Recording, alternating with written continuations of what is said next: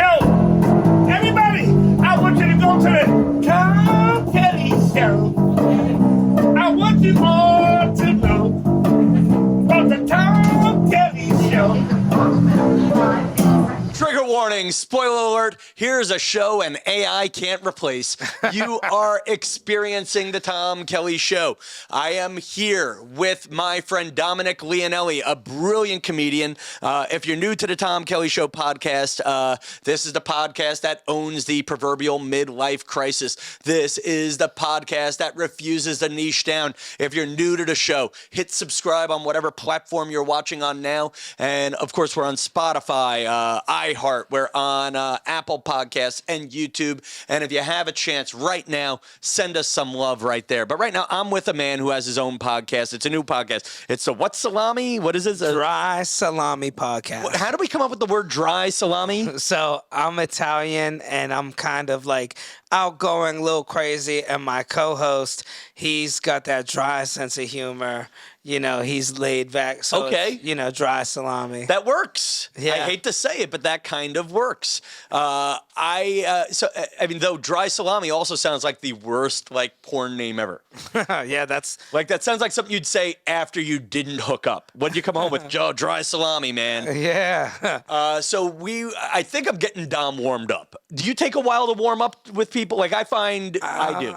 Maybe. I got like a relaxed brain, like Rocky says. So sometimes I'm a little slow at the draw. Like I feel like this podcast will be a lot better in half an hour if when we're in the car and we're driving to the gig. Like I feel like once we hit 287, you and I are gonna be like, man, I wish we were recording. Yeah, we'll just have to shoot 7 more. We're gonna have to shoot. Maybe we'll shoot and rye. We'll figure it out. Yeah. We're doing this twice a week on Mondays and Wednesdays, but right now I have a bunch of evergreen topics. I'm trying to record the show ahead when I have great talent up here in the apartment, and you fit that category. Thank you. Real human being moment now. You have your girlfriend. Are you living together? No. Okay. Is that on the radar?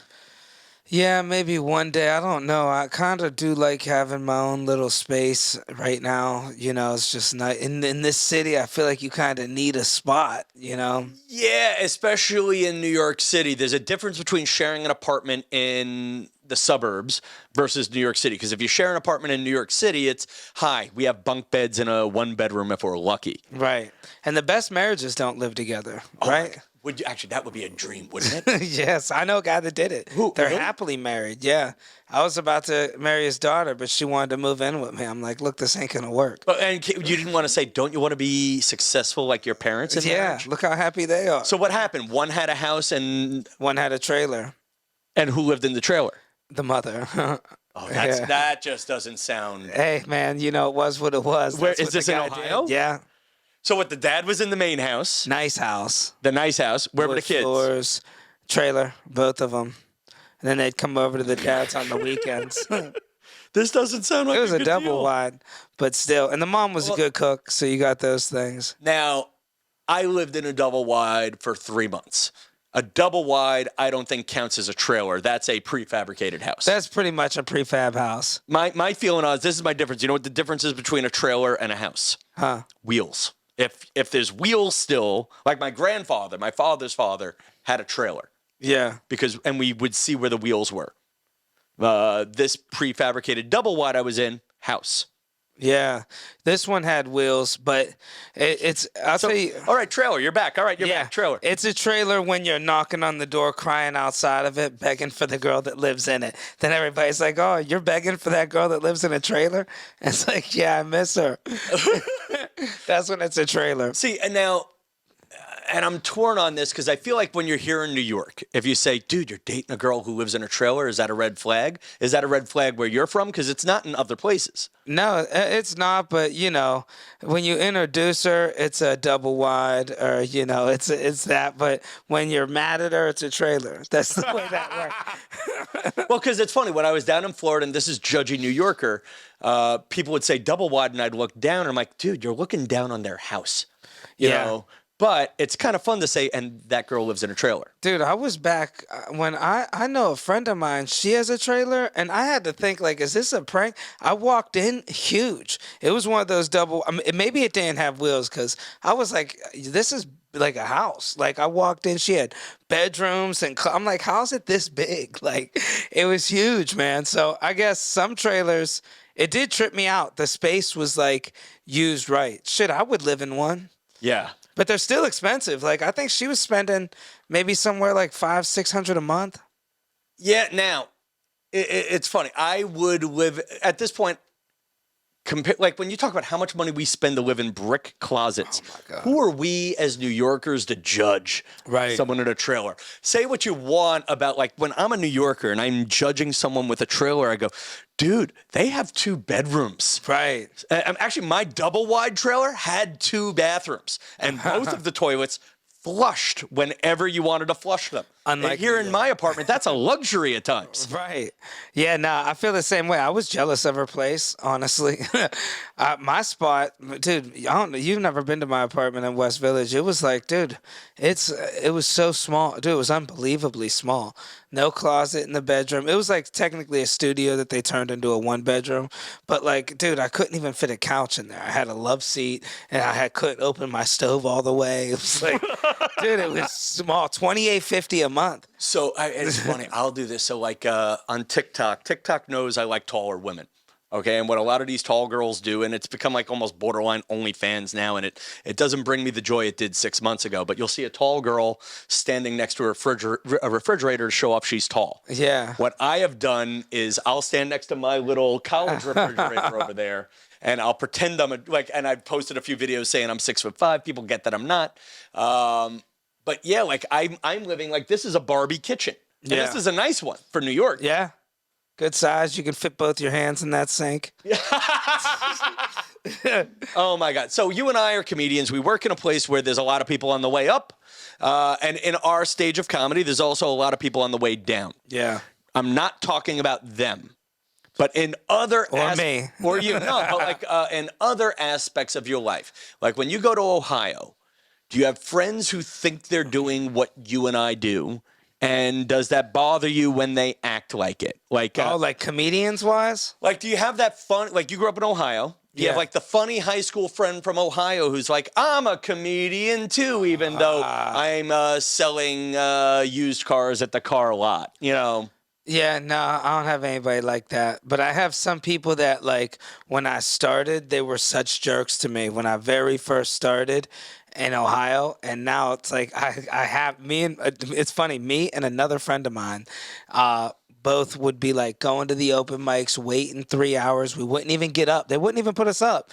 And then they'd be like, you know, whatever. And as soon as we try a setup, they'd be laughing hysterically, like just downright evil hate. You could tell. You ever have those people that just group together and hate that group in the back of a club? I noticed from doing the road, a lot of clubs have this group of people. Don't be that hater. Well, and it's funny. I'm having trouble, and you and I have talked about this. Like, I've invited you to my home. Yeah. You're on a short list of comedians who have been invited to my home. Part of why you're invited to my home is we're driving somewhere after this. I don't know if I would have done this in my home. I have found in comedy, not necessarily where we are working now. In fact, not really where we're working now, but in other places, people hate me for having a sink, you know? And, oh my God, he has a toilet that flushes 2 out of 3 times. Right. There's a jealousy, and then there's a jealousy and a judginess when we're on stage. And I'm wondering if I got lucky because women's television found me pretty quick, but I have trouble with the bullying and the bullshit. How do you deal with that? I just avoid it. It all comes around, man. Yeah, you know. Is that what you do? Do you confront it or do you avoid it? I don't care. I let it go, you know, because it does come around. I was lucky early on. I got to see with these haters. Me and this guy eventually moved out. He went to Chicago. I went to New York. And now we go back home and they'll be like, oh, yeah, we do maybe 2 shows a year. Like they still think they're doing They go up in 3 minutes. It's like people are leaving. They got nothing. And me and him are the only ones really doing it. We make comedy our job. And we both, that's what we do. We do comedy. These guys are working regular jobs. And it's okay. So it's funny. I'm thinking even further. So I'm doing this. I'm doing this for real 20 years, maybe a few years on top of that. And you're right. Now I'm thinking of the guys. There were a couple of Long Island guys who are not doing it anymore. Right. A couple of them are dead, a couple in prison, and a couple somewhere in between. And you're right. That dark scene. Like, what's funny is I don't even know if they're still out there to shove it. Like, do you like to shove success in their faces, or you just show up and you're like, here I am? Yeah, no, I thought I would. All the times I used to be like, oh, I'm going to get good in Ohio, and I'm going to do a show, and I'm not going to put them on. And then the reality is I went and did a show, and he asked me if he can go on. So I was like, all right, man, I'll let you go up for 5. And he did terrible. Did some joke. I don't even know what it was about. Dude, it was like a family-friendly, picture a family show. Right. There's kids. People brought their kids. Because, I'll go out on the road. I do a clean show, too, because this way people could bring their kids. And so that's what it was. It was advertised a family show. I told him it's family. And he did content of, like, fingering a girl, but he didn't swear. And, dude, people are leaving with their kids. And it's like, bro, I didn't even need to be like, hey, look, I'm better than you. I went up, headline, did my thing for 45, 50 minutes. It was great. And I get off. He's like, man, you really got good. And he walked like 10 of my people. Dude, I got one where I lost a show on this because I was being nice to a guy. Yeah. But he was like a dirty one-liner comedian. And he just showed up one day. He's like, hey. And I'm like, dude, I'll let you do this coffee house. But you got to work really clean. Yeah. And it's funny. I heard his voice in your story, and he did his own thing. He talks about having sex with kids or whatever the thing was, whatever the bits were. And they were probably killer stuff at the comedy club down the block. Mm-hmm. But they were not killer stuff at the coffee house. And I'm like, dude, you just did a effing someone else's wife joke in front of 3 15-year-olds. He's like, yeah, but I didn't say F. Yeah. What? And to his credit, he couldn't process it. Like, he's like, I didn't say F you, fuck. I didn't say right. that. I didn't say that. And I'm like, what, so there's also something to be said that some people don't get it. Right. And that's why they're asking you for a spot. Sometimes they need to learn and be like, hey, I need to earn my own spot and realize the repercussion. Plastic surgery. Can you spot it or no? No. Oh, it depends on how bad it is, I guess. I was talking to one guy and I never noticed until he showed me, then I couldn't miss it. A man had it. Oh yeah, a car What did he have done? fell. He had his face replaced. Okay. His whole face was like made of plastic, and he had it done because a car engine fell on his face. And when he showed me the scars, then I was able to see it. See, and now I want you to just pause for this moment and soak this moment in for me.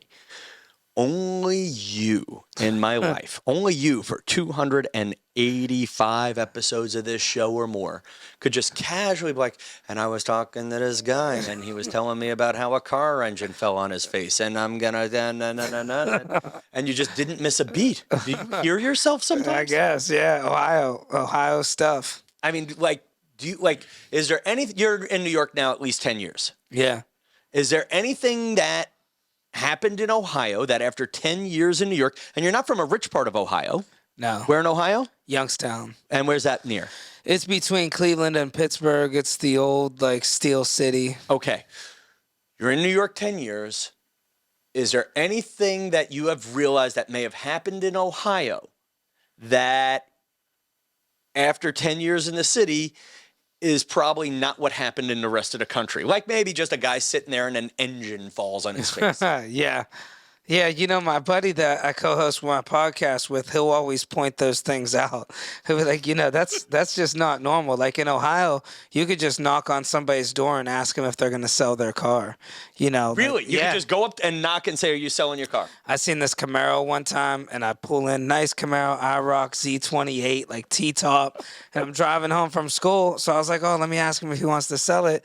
Pull in, knock on his door, and the dude was shooting up heroin as I'm talking to him, which honestly, that's the best time to buy a car, in my opinion. When the seller is shooting heroin. As the dope sets in. Okay. And did he have a price?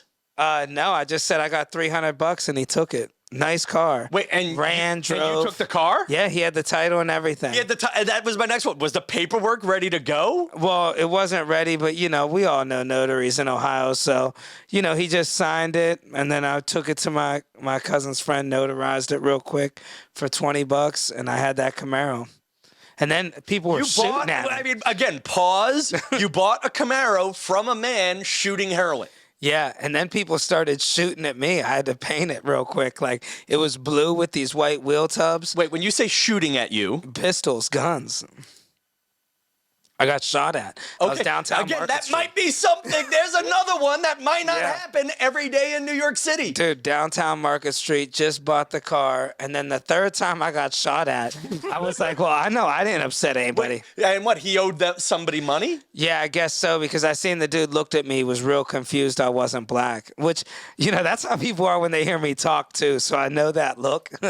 But either way, then I was talking to my friend about it. He goes, oh, yeah, he kind of knew the story. I guess he used to somehow he knew where the car was, and he kind of knew the guy was a troublemaker. He's like, you got that on Hillman? I was like, yeah. He goes, oh yeah, bro. He goes, no, that dude robs people. You talked to him after he shot at you? Like, this was years later. Like a year later, I was telling somebody I primered the Camaro, and it took a year for me to realize what it was, but I primered it anyways, and so it was blue, and I made it gray. And then this guy told me he knew the guy, so he kind of knew where he lived and knew the car. He's like, it had white wheel tubs, and I was like, oh yeah, I took them off. And he goes, yeah. He goes, that dude used to rip off people and stuff. It's funny though. I'm hearing this story at the beginning of the story. I'm like, God, Dom ripped off a drug addict by buying a nice Camaro for $300, and by the end of the story, I'm like, that drug addict ripped off Dom by selling that Camaro for $300. Like, I'm just picturing you getting arrested. The car was used in several crimes.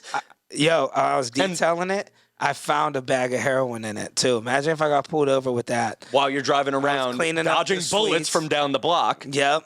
I was like, let me detail it. And when I was primering it, I took up the seat. Something smelled in there. And it was dirty, period panties.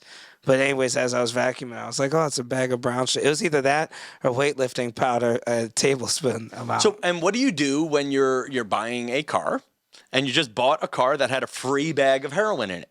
Yeah. What do you do with the heroin? Well, I threw it away. Yeah, I didn't want to test it out. No, I'm not. I put it in my protein shake. Yeah, I'm not suggesting. Yeah, but there had to be a moment of, could I sell this down the block? I never really could that bag of heroin have been worth more than that Camaro? That's a good question. Whatever a teaspoon amount is, however much heroin that is. You know what? I don't want to know. But you're you are further down road. I know people who've shot heroin. I just don't talk to them while they're doing it. I just don't know the business. Yeah, and they call it smack. I just found that out too. Isn't heroin smack or no? Is that something else? I get, I feel weird because I'm from a neighborhood that is very different than yours, but really not. Before I let you go here, I got one last dumb. Oh no, we got to get going. We have a show, folks. We have a show. I don't know what the hell I'm doing. It's 5:24. We got to run, folks. We have a new podcast here on the Tom Kelly Show every Monday and Wednesday. I'll give you a longer ending later, but right now, folks, show love where love can be shown. Good night, New York. Shit, we got to get out of here. Let's go later.